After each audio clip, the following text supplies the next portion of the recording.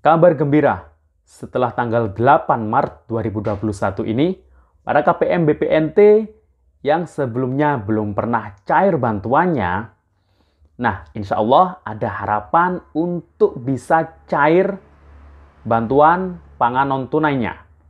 Dan juga dengan kategori tertentu juga harus dihentikan bantuannya, baik untuk BPNT, BST, maupun PKH.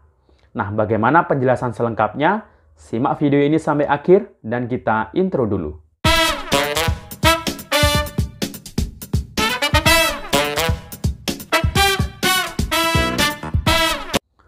Assalamualaikum warahmatullahi wabarakatuh. Salam sejahtera, Shalom, Om Swastiastu, Namo Buddhaya, salam kebajikan.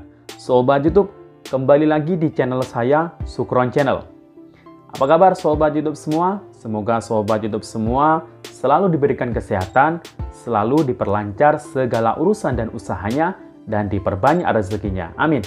Sobat YouTube, pada video kali ini saya akan memberikan informasi, kabar gembira, dan juga mungkin kabar tidak membahagiakan bagi sebagian para KPM, penerima bantuan sosial.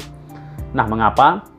Karena setelah tanggal 8 Maret ini insya Allah para KPM, BPNT maupun BST yang sebelumnya sudah lama tidak mendapatkan bantuan BPNT-nya, namun nomor rekeningnya masih aktif di KKS-nya, artinya nomor rekening KKS-nya masih aktif, ini ada harapan untuk cair kembali bantuannya.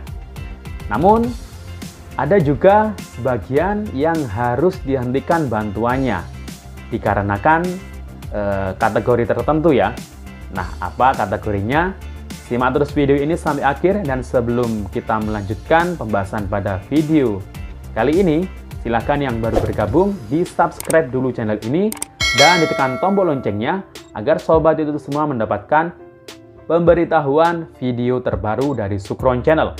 Dan jangan lupa di-share di berbagai media sosial dan di-like apabila sobat YouTube suka dengan video ini. Oke sobat YouTube, kita lanjutkan pembahasan pada video kita kali ini.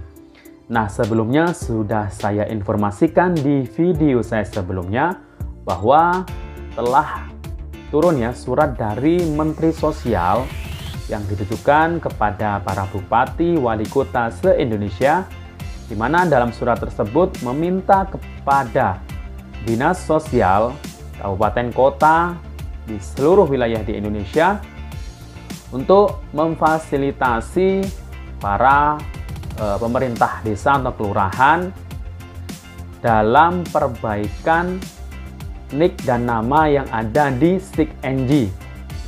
Nah, jadi mempersilakan atau memfasilitasi para pendamping PKH, kemudian para pendamping BPNT yakni TKSK, dan juga mungkin operator SIK-NG yang ada di masing-masing desa dan kelurahan.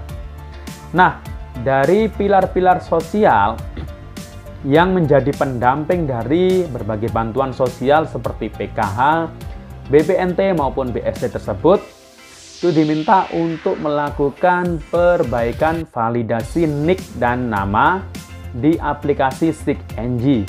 Jadi semuanya sudah bisa membuka aplikasi SIK-NG.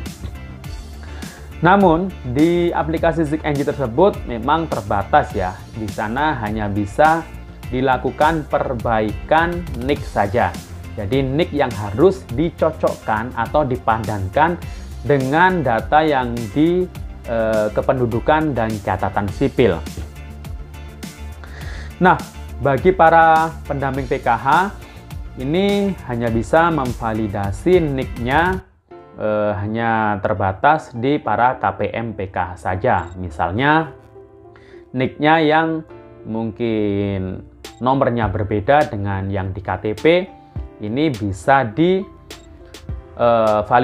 bisa dibetulkan, bisa diperbaiki di dalam aplikasi SIK-NG tersebut. Namun untuk para KPM PKH yang masalah datanya misal dengan nomor BDT-nya 0 atau nomor BDT ganda, ini pendamping PKH tidak bisa memperbaikannya di aplikasi SIG-NG yang saat ini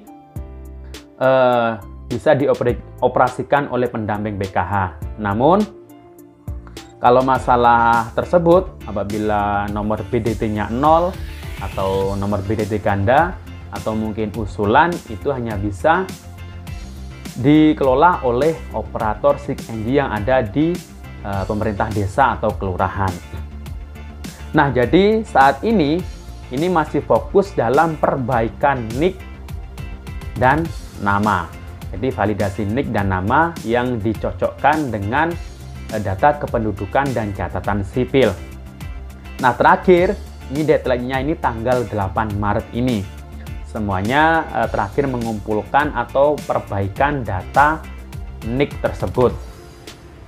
Nah, ternyata memang para KPM BPNT yang mungkin belum cair bantuan BPNT-nya, ini banyak yang masalahnya disebabkan karena data di DTKS yang ada di SIG-NG tersebut itu ternyata NIK-nya itu banyak yang tidak padan atau tidak sama dengan KTP atau data di Dukcapil.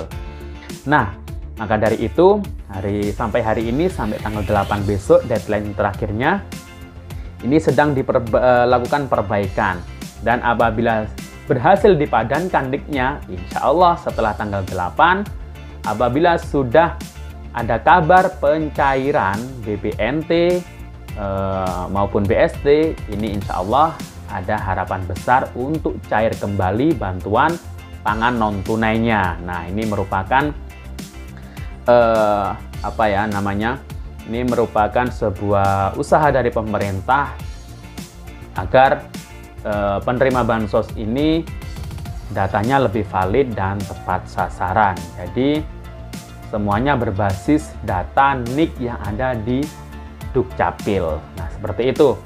Sama juga dengan di PKH maupun di BST. Apabila ada KPM PKH atau KPM BPNT atau BST yang meninggal, ini dilihat dulu meninggal.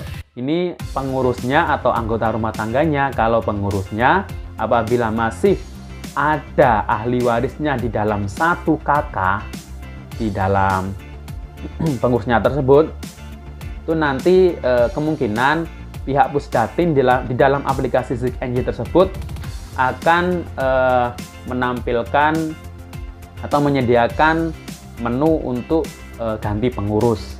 Namun setelah tanggal 8 ya, bukan dalam waktu-waktu bulan ini.